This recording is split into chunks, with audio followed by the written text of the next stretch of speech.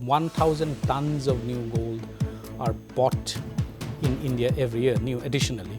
We always see like the physical gold or the digital gold because especially जो females होती हैं, they consider gold as in form of the physical gold like jewelry. Anywhere between 10 to 15% of your savings portfolio should be set aside for gold and gold denominated instruments.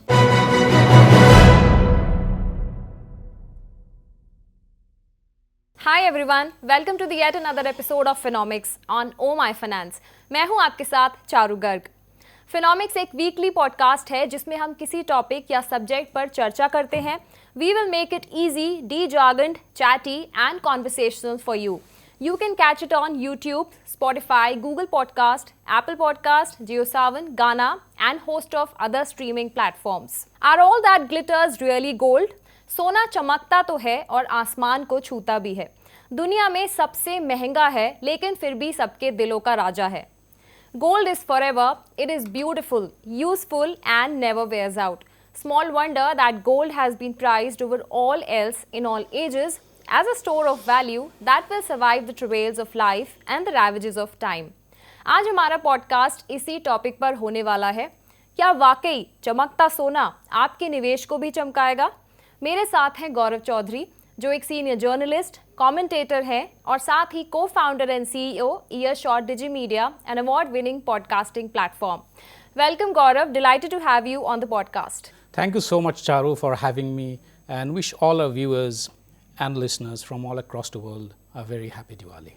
To start with the first question, gold has always been considered as a safe haven when it comes to investing. और हमारे because the festive season is also approaching, Diwali आ रही है, तो हमारे जो India में एक ट्रेडिशन है वो माना जाता है कि गोल्ड खरीदना बहुत ही ऑस्पिशियस होता है. And if we consider the present economic situation also and the ongoing Israel Palestine war, so what do you think, like is it the right time to invest in gold? There cannot be a better time to talk about gold than Diwali, and Dhanteras is the day when the maximum amount of gold is sold and bought in this country, because it's considered to be very, very auspicious to buy metal, and yellow metal is one of the most precious metals. There is also a lot of there's a religious sanctity also involved in that, and that is why the maximum amount of gold, the volume of gold sold and transacted on this day is the highest. In recent times, in recent weeks particularly, because we have seen that gold has come back into action as an asset class from an investment point of view. The reason is that gold is always considered to be a safe haven asset, that if there is any kind of volatility or uncertainty anywhere, it could be an economic uncertainty, it could be a geopolitical uncertainty, anything, then generally there is a tendency for people to move, even governments, to move their asset classes or investments towards gold, because gold is considered to be a so-called safe haven asset. And we have seen that gold prices have actually risen because it's a direct function of what's happening geopolitically, particularly what's happening in the Israel-Palestine war and what's happening in Gaza and surrounding areas. There is a geopolitical risk because there are possibilities that this war could spread. And given that uncertainty, the demand for gold has gone up because people and institutions, and probably in some cases even governments, are reallocating their portfolio towards gold. And that is why the demand has risen. We have seen that per ounce gold is now hovering around $2,000, which is something that probably, if this uncertainty persists for a longer time, we could see the prices of gold go up. It's going to be interesting to see on Dhanteras Day how much of gold is actually sold and bought, and what are the prices in India. That's something that we're going to keenly watch out for. Yes, certainly Gaurav. आपने rightly mention करा demand देखा है gold में. So my next question comes, because we have seen in the last performance कि gold ने अच्छा perform करा है, when it has touched its all-time high, when it's crossed the 60,000 mark, and in recent days also that we have seen that it is really doing well in the international markets also, Australia, Japan, China, UK, so it has done really well. So, what do you think? Will the rally in gold continue? Or will it continue for how long? See, as I said, gold is considered to be a safe haven asset, and not just now. For almost centuries, gold is considered to be a safe haven asset, and that is why gold as an investment class, regardless of the fact that equities is a financial instrument, and as an asset class has become far more attractive, gold remains an all-time favorite, although it gives lesser returns on a long-term basis so far as equities are concerned. And in times of such uncertainties, and we have seen this during different periods of history, world history, where gold has actually began rallying significantly, and it's a kind of a relief rally in gold as an asset class, as businesses, as governments, and as individuals move their portfolio from riskier equities on a relative basis, equities or other asset classes, to gold, because gold is safer when there is volatility in the financial markets and also in the geopolitical space. This is something that you're witnessing currently, because what's happening in Israel and Palestine is something that has actually added to the glitter of gold as an investment asset class, and that is why we are seeing the price of gold going up. This probably will persist for some period of time now. So how to approach for the safe haven? We always see like the physical gold or the digital gold, because especially जो females होती हैं, they consider gold as in form of the physical gold, like jewelry, जो हर कोई female जो है वो prefer करती है, बट उसके जो है अपने एक प्रोज एंड कॉन्स भी हैं, बिकॉज अगर हम देखें कि like considering the high making charges, maintenance cost, so that one has to bear keeping the physical gold. So like, what's your advice? Should you buy the physical or the digital gold? Interesting question, and India is a very interesting market so far. India is the biggest gold buying market in the world. More than about 1,000 tons of new gold are bought in India every year, every year, and that's a huge volume of gold. Almost all the gold that is bought in India is imported, because we do not produce gold anymore. We are not mining gold in India, so everything is imported. But why do Indians buy gold?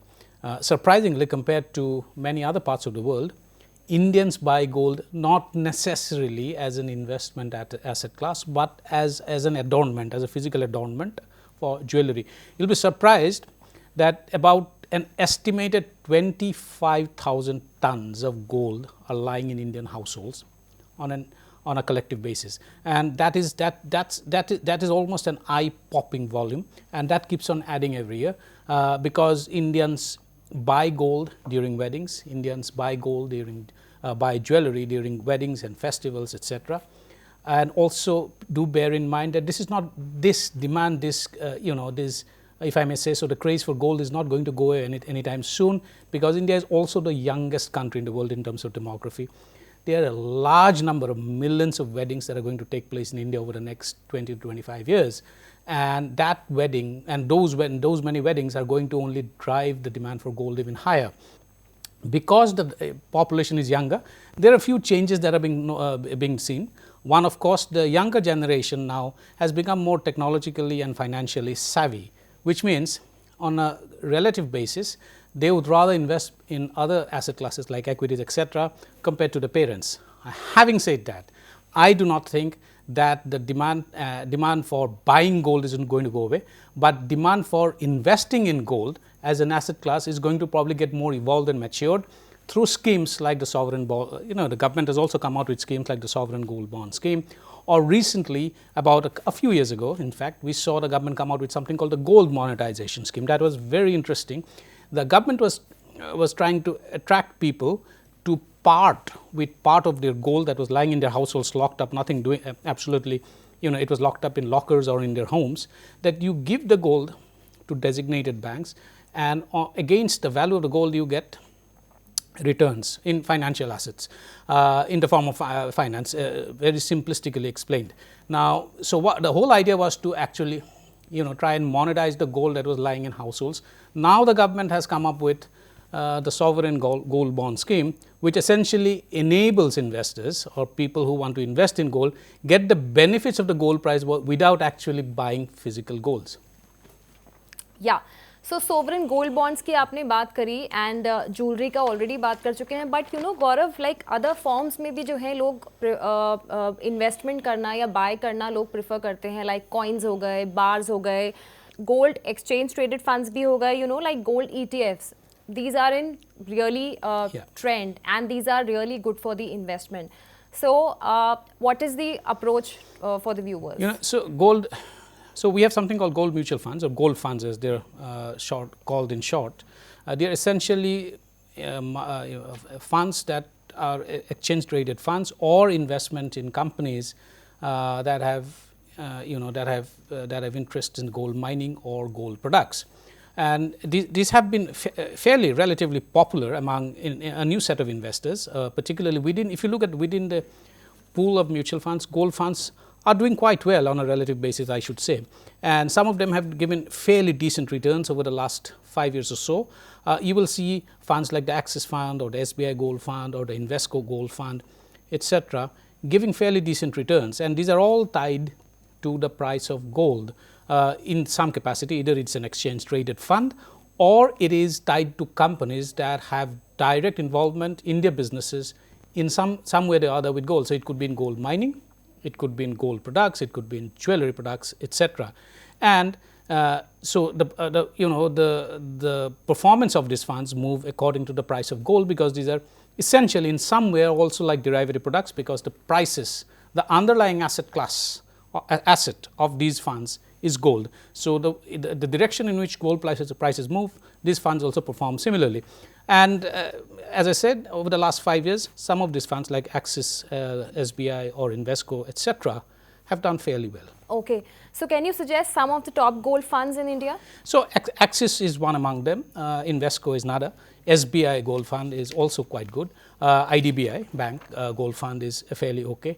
And I think if you look at the top 5 or 6 funds, and most of them are coming from or have been given offered by the banks, and also these are fairly very well run banks also run, and these funds are run by very well acquainted fund managers. Axis, SBI, Invesco, ICICI, IDBI, I think are fairly good gold funds.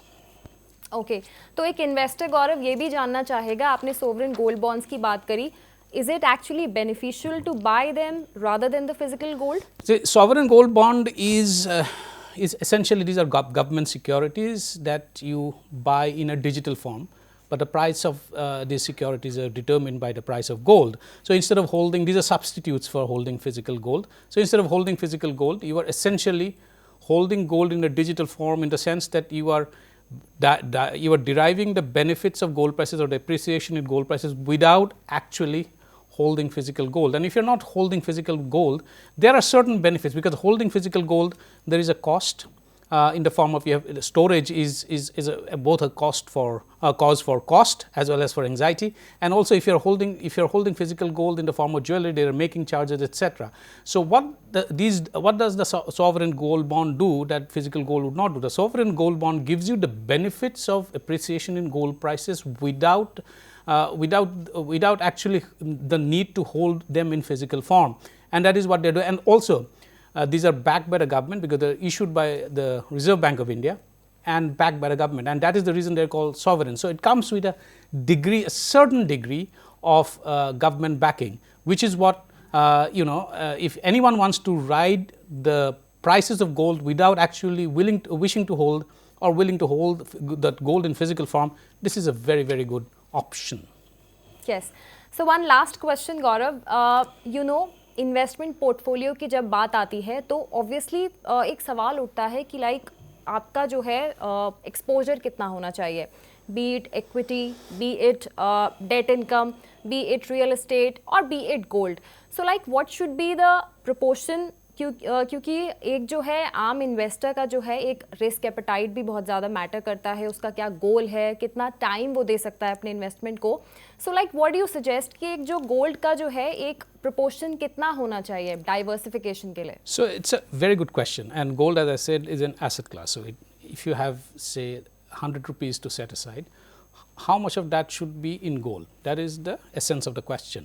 Now you will distribute that 100 rupees depending on what your risk profile or risk appetite and also your age is, because demography profile actually is a key determinant of how you are allocating your portfolio.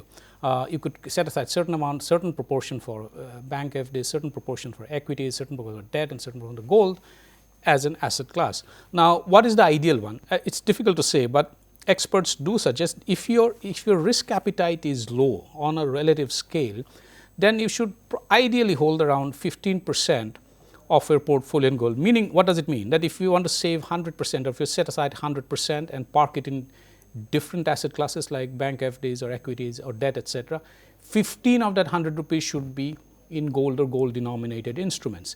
If your risk appetite is higher, that is, you probably want to take higher risks, have the willingness to take higher risks, then set aside about 10%, because people with a higher risk taking ability generally would go and invest in equities. Because please do bear in mind that gold over a longer term will give you better returns than debt, but is unlikely to give you better returns than equities. Equities will always give you better returns, but the flip side is equities come with an bundled risk, because they will ride the market. Sometimes they will go through volatile periods, so there could be erosion of your wealth. Gold is not as volatile, but that said, gold will probably give you over a 10 to 15 year period. Historically, it has been found that gold gives you lesser return than equities, but better returns than debt. And that is why I would recommend that, depending on your risk profile and risk appetite, anywhere between 10 to 15% of your savings portfolio should be set aside in gold and gold denominated instruments. Thank you so much Gaurav, पूरी बातचीत के लिए और अपने views share करने के लिए इस पॉडकास्ट पर. Thank you so much Charu. तो आज इस पॉडकास्ट पे इतना ही, लेकिन एवरी ट्यूसडे हम एक नए टॉपिक पर बात करते हैं और एक नए वीडियो आपके लिए लेकर आते हैं. तो फटाफट से इस एपिसोड को आप लाइक करिए, अपने ग्रुप्स में शेयर करिए और चैनल को ज़रूर सब्सक्राइब करिए. Oh my finance.